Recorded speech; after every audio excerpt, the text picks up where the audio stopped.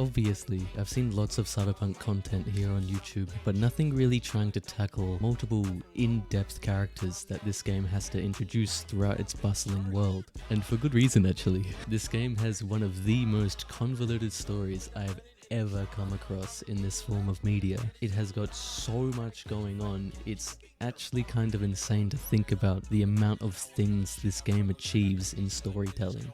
Multiple love interests, side quests to further know the people of Night City in depth and personally. Often this is resulting in having a character share a heartwarming moment with you and perhaps a body-warming moment with you. Huh?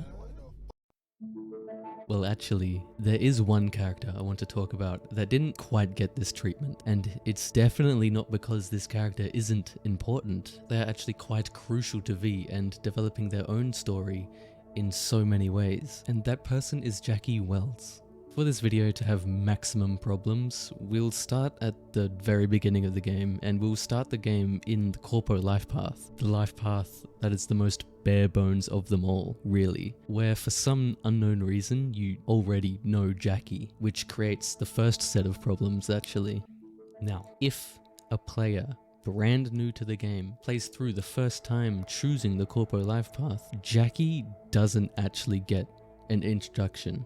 Like, at all. Well, he does, sorta. However, the other life paths treat him like a complete stranger at first, and then build him up to an actual bonded person to V through an interaction with him. And, well, the corporate life path just says, fuck that. V, you there? And just assumes you have prior context and knowledge to whom Jackie is as a character in Night City. Seriously, he is the first person you talk to starting the life path, yet the conversation that introduces Jackie to the player is about V and his well-being. Sounded like you blew your guts airlock. Yeah, I barfed. It's just stress. Jackie is a major part of this Corpo prologue, and I don't understand why it's handled in such carelessness. Like his introduction was cut from the game or something crazy, I don't know. Like, am I insane to think that this isn't at all the best way to handle this? In my first video about Cyberpunk, I brought up this exact problem. I even gave a possible solution. It didn't fix the problem completely, but I think it was at least better than just a phone call. Look, it's not at all a bad decision to introduce things these way, although I have a theory of what actually could have happened here. A proper introduction to Jackie, if it exists, it should be here at the start, the very beginning. My guess, my intuition, that it might have allegedly, hypothetically, been cut from the game. It may have been for some very valid reason.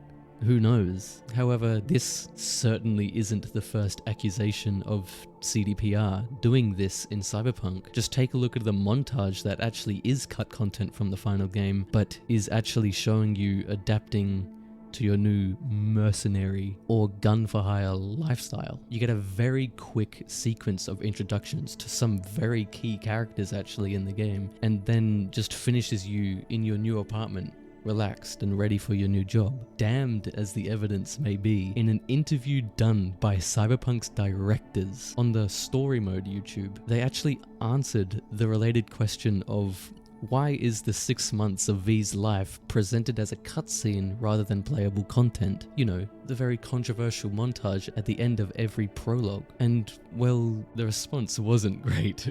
It wasn't the best at all. Always thought about the sequence as such, and we always wanted to speed up the story, let's say, a little bit to what's really crucial for it. Like from the screenplay structure point of view, let's say, you are in like the first act and actually before even like, you know, the turning point and so on. Expanding the game on this part, it doesn't really work for what we want to tell you later. Okay, so the response is basically this. The bond between Jackie and V was not the intention of the directors of the game. It never was. The story that they wanted to hand feed you basically is actually the ever-changing relationship between V and Johnny Silverhand, which is just mind-blowing to me, really. Because yes, whether you like it or not, Johnny is a very essential catalyst for V and his life. With the back and forth of V and Johnny trying to learn from one another, it does make for a great story given the circumstances. However, I feel like this isn't the respect that Jackie deserved at the very least. Jackie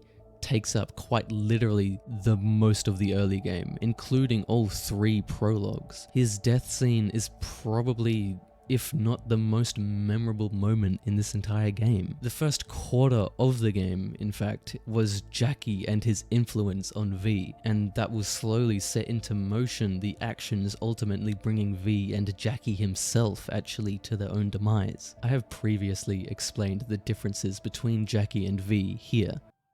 Now, contrary to V, Jackie doesn't only live a life of a gun for hire. He's got Misty, a family, and a business. Jackie has an entire life beyond what jobs he does with you. You'll see this throughout the game. The characters, no, the people you meet in Cyberpunk aren't just one-dimensional. Now, given Jackie's background, his mindset in this scene makes no sense. This is how you want to cruise into the major leagues. That really your be-all and end-all?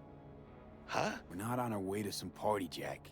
We're about to pull a major heist. Let me explain something to you, V. It's never, ever been clearer in my whole fucking life. My whole life I've spent in this shit around us, and I ain't going back.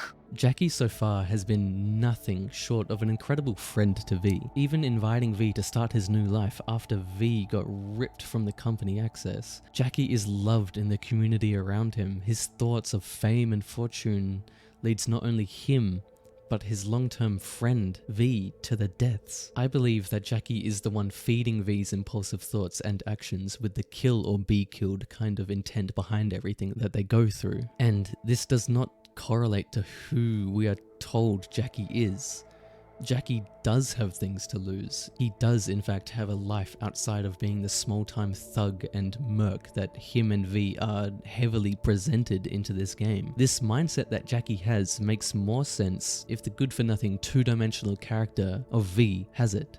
But it's the opposite. This scene gives you options to push back against Jackie and his questioning and thinking, but in reality it should be the other way around, Jackie pushing against you with your thoughts of fame and fortune. It just makes a bit more sense that you would have it after basically rock bottom. Jackie has consequences to these thoughts, a lot more than V, in my opinion, and especially in the taxi where you're pushing back against him, it just doesn't make sense. Before this, V would follow Jackie into death, but it is actually the conversation you had with Evelyn Parker that you have a slight change of perspective now. This conversation, brief as it is, you do also learn that Evelyn is kind of spineless, as at this point in the game, you don't really know Evelyn. So it is just a bit weird with what her intentions are in this case. Maybe she's just greedy, who knows? But this would immediately throw up red flags for any first-time player going through this, because not only does she want to go against Dexter, the person who gave you this job, but also more importantly, she wants you to leave Jackie. But nevertheless, this is the start of V's unknowingly development throughout the game. Before meeting Evelyn, it was the top of Night City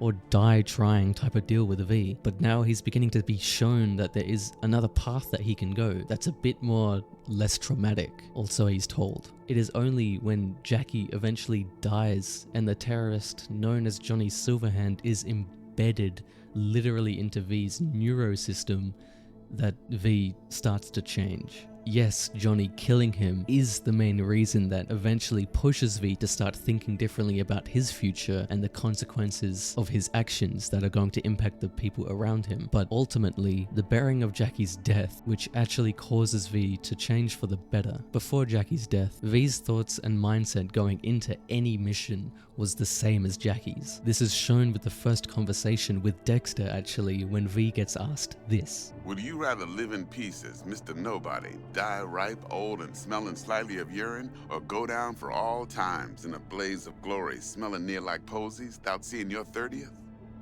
It is very clear of what options are presented to you as V as a character thinks in this impulsive mindset of kill or be killed. However, you are really wanting to be the best in Night City. V is very much ego-driven here, and so are you, the player, at this point. At least from the corpo life path, you were at the top. You had everything ripped away from you, thrown down to the bottom, and now wanting to go back climbing to the top with this new life of yours. It is very sad. Ironically enough, in the same conversation with Jackie and V in the car to the Grand Hotel Konpeki Plaza, T-Bug brings up something so on the nose about what's going on that I'm still shocked about it. T-Bug being another person unfortunate of becoming a victim of just simply not being a character worth knowing in the director's eyes. The greatest crimes issue from a desire for excess and not from necessity.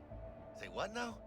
Aristotle. What T-Bug quotes here is something kind of worth thinking about. The text shows how people in need will often act on the thought of getting away from suffering, the cold, even hunger. These are small-time crimes. Stealing something that is as a necessity, like food, are considered tiny crimes because of the necessity behind the motive. But a great crime doesn't come from needing something. It is the exact opposite. It has to be excessive to a degree that is too great to be reasonable. But you have to agree, what you and Jackie are doing is not essential. It's not a necessity, but the rewards promised and fortunes that are promised by Dexter and being in the big leagues, the major leagues, more over time, the punishments will be far greater than what you and Jackie have ever known before. And this is shown with what follows is an entire chain of bad events following one another. This is obviously setting up the new plot of Keanu Reeves being in the game, but seriously, this death scene is sad to even watch back for me. I wish they explored characters like this more in the future because it just doesn't feel right.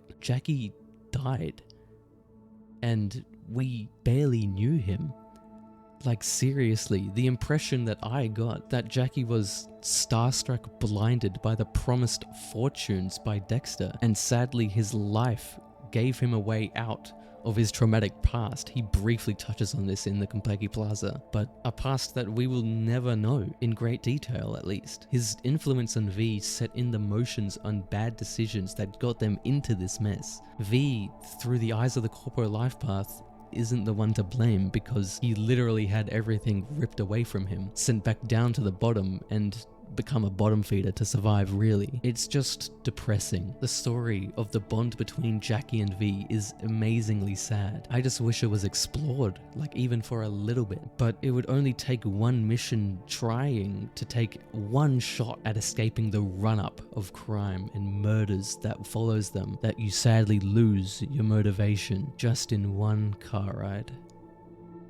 And that is simply not the story worth telling for the directors.